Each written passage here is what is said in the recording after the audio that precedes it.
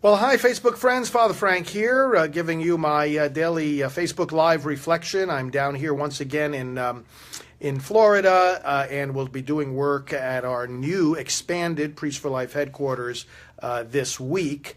But I wanted to comment on, I had an article appear today, an op-ed that I wrote in the Daily Caller, and if you go to priestforlife.org, you'll see a link to it. I'll put a link on this video as well here on Facebook. But it's about the Democratic Party and an announcement from the Democratic Congressional Campaign Committee, the DCCC, about its willingness to give some support to pro-life candidates.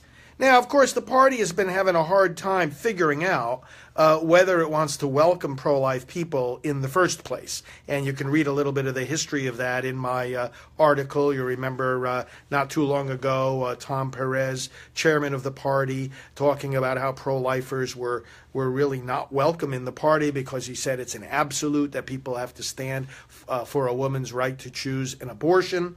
And then, of course, some of the high-ranking Democrats in Congress had to walk that back and say, well, of course, pro-life people are welcome in the party. Well, they better say that because the pro-abortion extreme position of the Democratic Party platform does not represent grassroots Democrats by any means. Sure, there are plenty of pro-abortion Democrats out there. You look at the surveys, go to priestforlife.org/statistics, and you see some of the opinion polls breaking down people's views on abortion depending on whether they're Republican or Democrat. And obviously, a greater support for abortion exists among grassroots Democrats. But to think that the majority of grassroots Democrats support the extreme position of the platform of the Democratic Party, which is abortion on demand throughout pregnancy and publicly funded, well, the American people do not and never have supported that. So to the extent that the party takes this extreme and absolute position on abortion, to that extent, they are not representing the grassroots Democrats. I meet pro-life Democrats all the time. I'm sure many of you that are watching my videos have that as your conviction, whether it's because of your faith or simply because of recognizing that in a civilized society we don't kill our babies. So the party's been wrestling with this, and apparently reflecting on their various electoral losses, not just in the general election of 2016, but their losses in the special elections as well that followed since then. The Democrats have been trying to figure out, what were the real reasons for our losses. Now, we've known in the pro-life community for a long time, looking at post-election surveys, some of which we have been involved in, and we've been privy to information even that has not been released to the public. We know that a significant portion of the electorate, not a majority, but it doesn't have to be a majority, a significant portion of the electorate takes the abortion issue as determinative of their vote. In other words, that they will only vote for candidates who agree with their position on abortion. Now, if you look at just that segment of the population, they vote pro-life by a margin of 2-1, which means that just on the abortion issue, close elections can be decided, can be swayed in favor of the pro-life candidate, just on the abortion issue.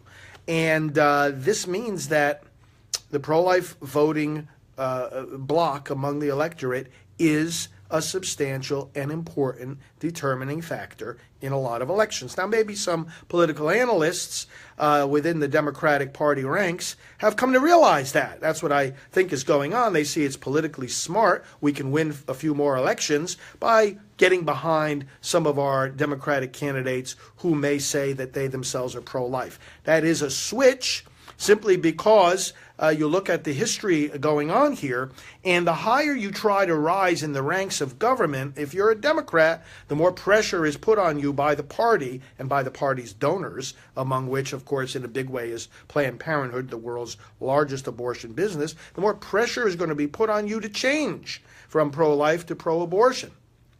And so many candidates have done exactly that. So the party pressure is intense. You may remember Governor Casey of Pennsylvania. I was privileged to know him personally years ago, and he was a good pro-life Democrat himself, governor of Pennsylvania, and he wasn't allowed to, Pennsylvania being, of course, a swing state, and he wasn't allowed to speak at the Democratic National Convention. This is back in the 90s, and he said, why should we who have a pro-life conviction not have a voice in the party? And of course, he expressed that very loud and clear, and it represents a question in the minds of many people. Why, in fact, should the Democratic Party be pro-abortion? I mean, think about this for a moment. Killing of babies? I mean, what is it about being a Democrat that should allow you to support that? Killing of children? Especially when so many spokespersons for the Democratic Party say that, oh, well, we're in favor of helping the weak and the vulnerable, the poor and the outcasts. Oh, really? You want to help the weakest among us? A number of Democratic members of Congress issued a public letter to Pope Francis before he came to the United States. And they said to him, they praised him for all his positions on behalf of social justice. And these Democratic lawmakers said to the Pope, oh, yes, we are in favor of speaking up for the dignity of human beings and fighting for the weakest among us. Except they were not accurate, because these signers of this letter have a pro-abortion voting record, and so they are not standing up for the weakest among us. The weakest among us are the children in the womb. And these men and women can't rouse themselves to say a single word in support of the children in the womb. So you're not standing up for the weakest among you when you're pro-choice on abortion. And not only that, but when you're pro-choice on abortion, you undermine and contradict your stance on behalf of human rights in other arenas, your stance on behalf of health care, of education, of welcoming immigrants, of feeding the poor. You undercut your position on all of those things. And Pope John Paul II, Pope St. John Paul II, and the United States Catholic bishops had something to say about that contradiction. In Pope St. John Paul II's encyclical Evangelium Vitae, the Gospel of Life, he lays out why support for abortion, first of all, changes the state into a tyrant state and begins the disintegration of the state itself, because it's no longer the place where everyone has equal protection. But prior to Evangelium Vitae, some 7 years prior to it, in a document called Christia Fidelis Laici, John Paul II said that the common outcry on behalf of human rights, like health care, for instance, is, and these are his exact words, false and illusory if the right to life, the most fundamental right and the condition for all other personal rights, is not defended with maximum determination. End of quote. Why would an advocacy for health care, for instance, be false and illusory if one is pro-choice? Well, because being pro-choice, if you say you can kill that baby, then you've taken away that baby's health care. You've taken away her education. You've taken away her right to immigrate. You've taken away her protection from terrorism. You've taken away her right to work. You've taken away her everything. So you can't claim that all those rights are human rights if the human right to life is something that you can take away just because you're saying a law or a court says you can. Wrong. And very wrong. And so it renders false and illusory your advocacy for human rights in other areas. Now, what I'm saying here applies not just to an individual candidate. What I'm saying here applies to the entire party, the entire Democratic Party, the entire Democratic platform.